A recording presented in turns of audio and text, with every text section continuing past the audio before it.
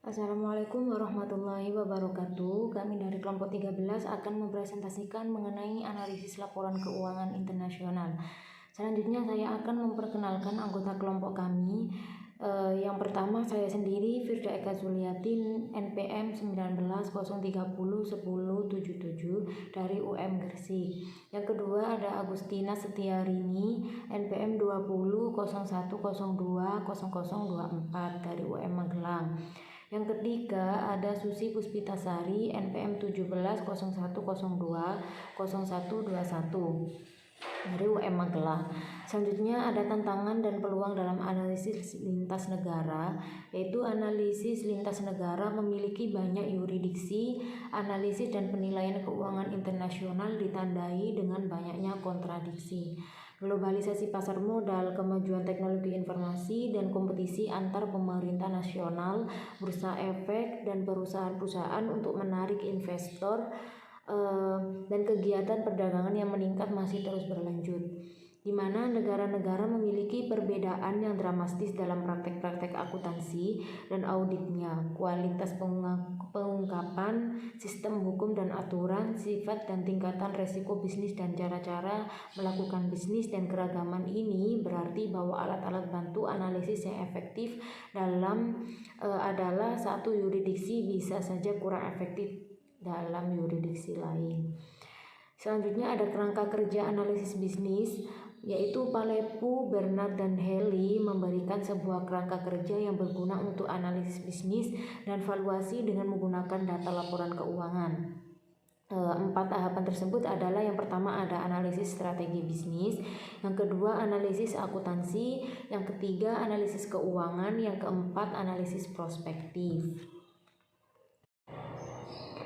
Yang pertama ada analisis strategi bisnis internasional. Analisis strategi bisnis merupakan sebuah langkah awal yang penting dalam analisis laporan keuangan, di mana analisis ini memberikan pemahaman kualitatif atas perusahaan yang pesaingnya terkait dengan lingkungan ekonomisnya. Terdapat 2 saran dalam analisis strategi bisnis. Yang pertama, ketersediaan informasi, di mana analisis strategi bisnis sangat sulit dilakukan, khususnya di beberapa negara karena kurang adanya informasi mengenai perkembangan makroekonomi. Yang kedua, rekomendasi untuk analisis, di mana keterbatasan data membuat upaya untuk melakukan analisis strategi bisnis dengan menggunakan metode riset tradisional menjadi sulit dilakukan. Terdapat World Wide Web juga menawarkan akses yang cepat terhadap informasi yang hingga akhir-akhir ini masih belum tersedia atau sulit diperoleh. Yang kedua ada analisis akuntansi. Tujuan analisis akuntansi adalah untuk menganalisis sejauh mana hasil yang dilaporkan perusahaan mencerminkan realitas ekonomi, di mana untuk mendapatkan kesimpulan yang bisa dipercaya, analisis harus menyesuaikan jumlah akuntansi yang dilaporkan untuk menghilangkan penyimpangan yang disebabkan oleh penggunaan metode-metode akuntansi yang dirasa kurang tepat, di mana Haley dan koleganya menyarankan proses untuk mengevaluasi kualitas akuntansi sebuah perusahaan. 1. Identifikasi kebijakan akuntansi. 2. Analisis fleksibilitas akuntansi. 3. Evaluasi strategi akuntansi. 4. Evaluasi kualitas pengungkapan. 5. Identifikasi potensi terjadinya masalah. 6. Menyesuaikan penyimpangan akuntansi. Tantangan dalam melakukan analisis akuntansi internasional. Yang pertama ada perbedaan antar negara dalam kualitas pengukuran, kualitas pengungkapan, dan kualitas edit. Yang kedua ada kesulitan dalam memperoleh informasi yang diperlukan untuk analisis akuntansi. Di mana di sini juga terdapat saran bagi analisis, yaitu bagi para analisis harus sesering mungkin bertemu dengan manajemen untuk mengevaluasi insentif pelaporan keuangan dan kebijakan akuntansi. Banyak perusahaan di negara berkembang sangat tertutup dan para manajer mungkin tidak memiliki insentif yang kuat untuk melakukan pengungkapan yang lengkap dan kredibel. Yang ketiga, analisis keuangan internasional. Tujuan analisis keuangan adalah untuk mengembangkan kinerja perusahaan pada masa kini dan masa lalu, dan untuk menilai apakah kinerjanya dapat dipertahankan, di mana analisis rasio dan analisis arus kas merupakan alat penting dalam melakukan analisis keuangan. Analisis rasio. Terdapat dua masalah dalam menganalisis rasio dalam lingkungan internasional. Yang pertama, apakah perbedaan lintas negara dalam prinsip akuntansi menyebabkan perbedaan yang sangat signifikan dalam angka laporan keuangan yang dilaporkan perusahaan dan negara yang berbeda. Yang kedua, seberapa jauh perbedaan dalam budaya serta kondisi persaingan dan ekonomi lokal mempengaruhi interpretasi ukuran akuntansi dan rasio keuangan. Meskipun pengukuran akuntansi dari negara yang berbeda disajikan agar tercapai daya banding akuntansi. Yang B, analisis arus kas. Analisis arus kas memberikan masukan mengenai arus kas dan manajemen suatu perusahaan. Laporan arus kas sangat rinci sesuai dengan GAAP AS, GAAP Inggris, IFRS, dan standar akuntansi jumlah negara yang jumlah tertambah. C. Mekanisme untuk penanggulangan. Brown, Solberg, dan Stickney menggambarkan penggunaan algoritma yang disajikan untuk meningkatkan kinerja keuangan lintas negara. Algoritma juga menyajikan relatif sederhana dan cukup efektif untuk digunakan.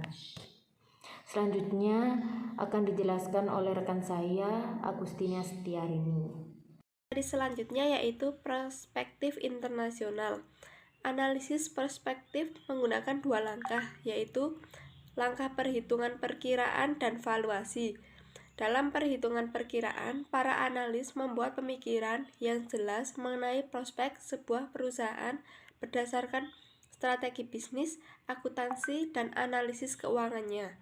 Dalam valuasi, para analis mengubah pemikiran kuantitatif menjadi pemikiran nilai sebuah perusahaan.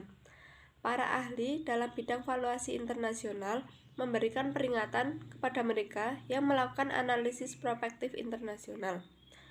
Setiap peraturan yang telah Anda pelajari di negara asal, Anda tidak akan berguna di luar negeri. Fluktuasi nilai tukar, perbedaan akuntansi, praktik dan kebiasaan bisnis yang berbeda, perbedaan pasar modal, dan banyak faktor lainnya yang akan berpengaruh besar dalam perkiraan valuasi internasional. Untuk materi selanjutnya yaitu masalah-masalah lain. Dari keempat tahapan analisis bisnis yang meliputi strategi bisnis, akuntansi, keuangan, dan analisis prospektif bisa saja dipengaruhi oleh faktor-faktor berikut. Yang pertama, akses informasi. Informasi mengenai ribuan perusahaan dari seluruh dunia sudah bisa didapatkan secara luas dalam beberapa tahun terakhir. Sumber-sumber informasi yang tak terhingga bisa dilihat di World Wide Web. Perusahaan-perusahaan di seluruh dunia saat ini sudah memiliki situs web, dan laporan tahunan mereka bisa didapatkan secara cuma-cuma dari beragam sumber internet dan sumber-sumber lainnya. Untuk yang kedua yaitu ketepatan waktu dari sebuah informasi. Ketepatan waktu memiliki penerbitan yaitu laporan keuangan, laporan tahunan, pengarsipan aturan, dan semua yang berkaitan dengan akuntansi. Berbeda di setiap negara, walaupun laporan keuangan kuartal merupakan sebuah praktik yang diterima secara umum di Amerika Serikat. Tidak demikian di tempat lain. Keterlambatan laporan keuangan juga bisa diperkirakan dengan membandingkan akhir tahun pembukuan sebuah perusahaan dengan tanggal laporan auditnya. Tanggal laporan audit seringkali dianggap sebagai indikasi tentang kapan informasi keuangan sebuah perusahaan tersedia untuk publik. Variabel dalam ketepatan waktu informasi akuntansi menempatkan beban tambahan pada pembaca laporan keuangan asing. Beban ini sangat berat bagi perusahaan-perusahaan yang keadaan operasionalnya sering berubah.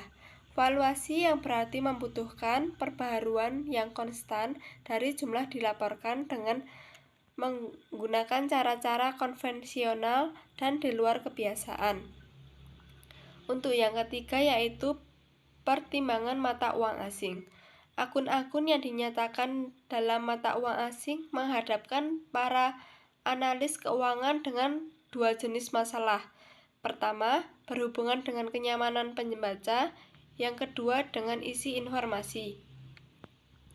Sebagian besar perusahaan di seluruh dunia menyatakan akun-akun keuangan mereka dalam mata uang di mana perusahaan mereka berjalan.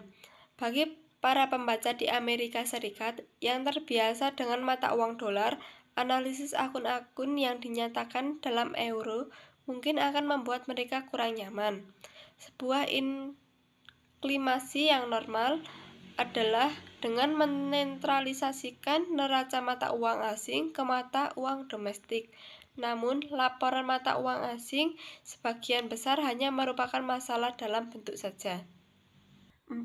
Perbedaan format laporan. Adapun format neraca dan laporan penghasilan yang berbeda di setiap negara. Contohnya, berbeda dengan Amerika Serikat, di mana sebagian besar perusahaan menggunakan format akun neraca dengan aset-aset berada di sebelah kiri dan ekuitas di sebelah kanan. Format tersebut seringkali berbeda dengan yang digunakan di Inggris.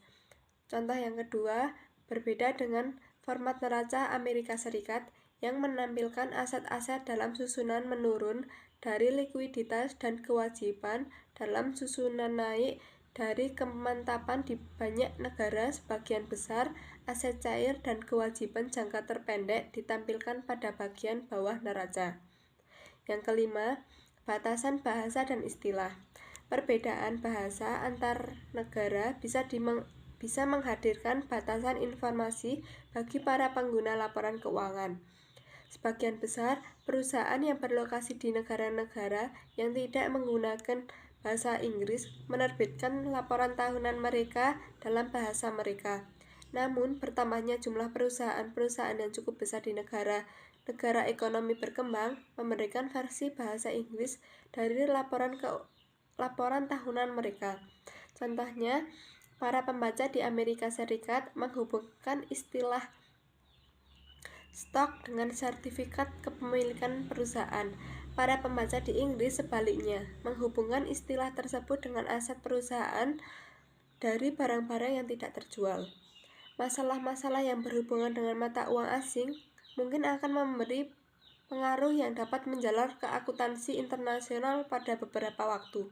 Sebaliknya, masalah-masalah yang berhubungan dengan ketersediaan dan kredibilitas informasi berangsur-angsur menurun seiring banyaknya perusahaan otoritas aturan pasar bursa yang mengakui pentingnya meningkatkan akses penanaman modal kepada informasi yang tepat waktu dan dapat dipercaya.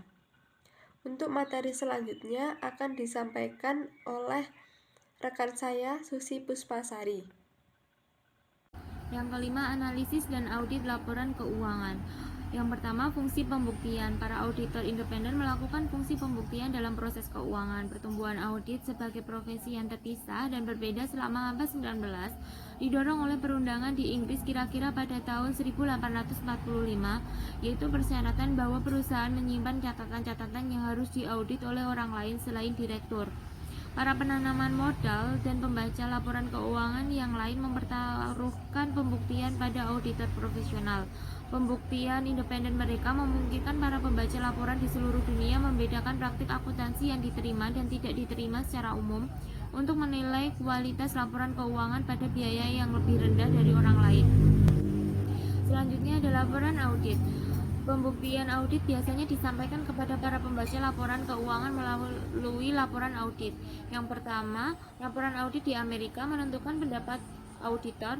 Yang kedua, laporan audit Jerman mengembangkan tatanan informasi untuk mencakup informasi tentang perkembangan selanjutnya seperti deskripsi sistem manajemen risiko perusahaan. Selanjutnya ada audit dan kredibilitas. Kredibilitas laporan audit memiliki beberapa landasan, yaitu tidak terbatas pada sumber standar audit pelaksanaannya, profesionalisme individu atau kelompok yang melakukan audit. Selanjutnya ada mekanisme penanggulangan. Sebuah organisasi yang memiliki misi untuk harmonisasi standar audit global adalah IFAC. Bila tidak adanya harmonisasi standar audit, para analis harus bisa memahami syarat-syarat audit yang ada di negara dengan entitas bisnis di mana laporan keuangannya sedang benar-benar diteliti. Selanjutnya ada audit eksternal. Audit eksternal yang aman dari sebuah entitas adalah sebuah syarat yang diharuskan untuk menjamin kredibilitas komunikasi manajemen dengan pihak-pihak luar. Faktor lain yang membantu menjelaskan pertumbuhan dan pengakuan serta pentingnya audit internal. Yang pertama, akuntabilitas direksi yang semakin meningkat. Yang kedua, meningkatnya kompleksitas organisasi atau perusahaan multinasional. Yang ketiga, banyaknya penggabungan, akuisisi dan restrukturasi perusahaan. Yang keempat, pencucian uang. Yang kelima, kepercayaan semakin meningkat pada audit internal dengan oleh audit luar. Yang keenam, ada meningkatnya persyaratan regulasi kinerja audit internal yang sejajar. Selanjutnya ada organisasi profesional. Profesional yang berfokus pada audit internal disediakan oleh IIA bermarkas di Amerika dan memiliki keanggotaan internasional. IIA bertanggung jawab untuk yang pertama memberikan pada tingkat internasional aktivitas perkembangan profesional yang komprehensif, standar-standar untuk praktik audit internal dan sertifikasi. Yang kedua, ada mengadakan pertemuan di seluruh dunia untuk mendidik anggotanya dan orang lain mengenai praktik audit internal. Yang ketiga, mengumpulkan auditor internal dan memberikan pendidikan di bidang audit internal.